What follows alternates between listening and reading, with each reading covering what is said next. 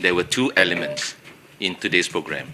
Firstly, of course, the launching of the whistleblowing policy with the guidelines given as outlined in the booklet you have received. And on the other hand, the appointment of two independent directors. Plus another independent director whom we appointed earlier.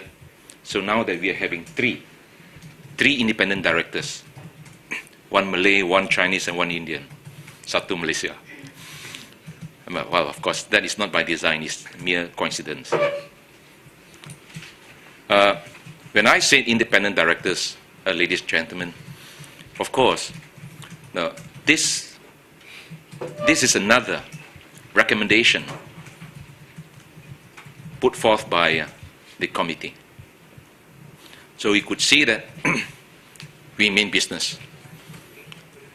We are now in the process, in the midst of implementing all the key initiatives, or rather the recommended initiatives.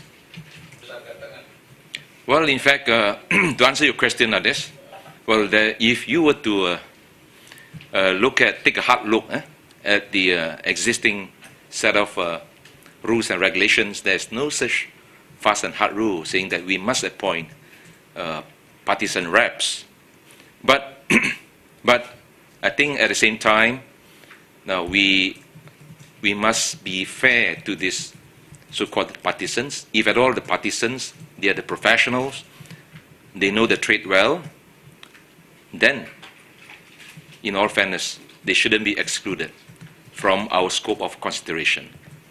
What I mean to say is, what I want is professionalism, and of course, whenever we want to initiate changes, I know what you mean. When we want to initiate changes, we have to do it one at a time. So I managed to kickstart with this particular initiative, meaning 1/3 of the board members must be the independent directors. Well, I understand that you have grave concern for this, but I think it would be prejudicial if you say that because certain people they might be someone prestigious. That's why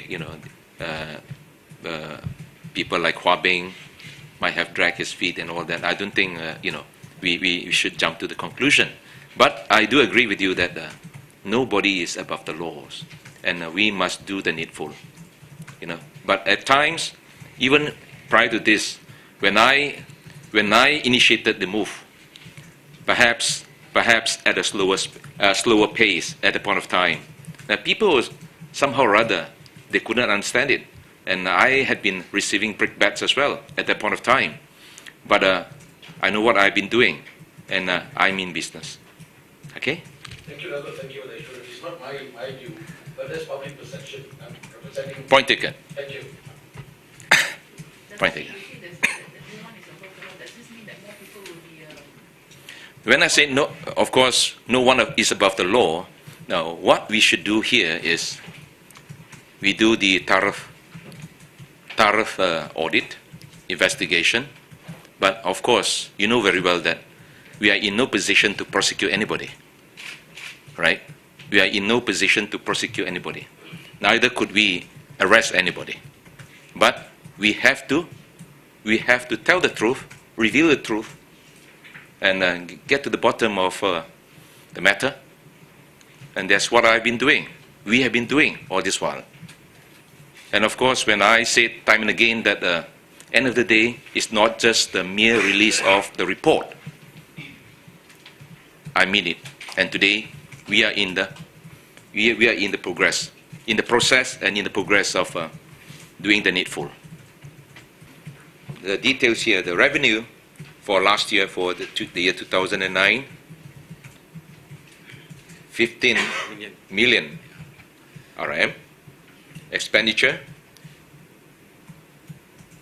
9.889 million. 9.889 million. The variance the profit, sorry, 5.179 million. It's still quite a modest figure. It doesn't mean that we can rest on our laurels thereafter. No. But I just want to make sure that we practice transparency. We must have regular audit. And from there on, we move on, we soldier on.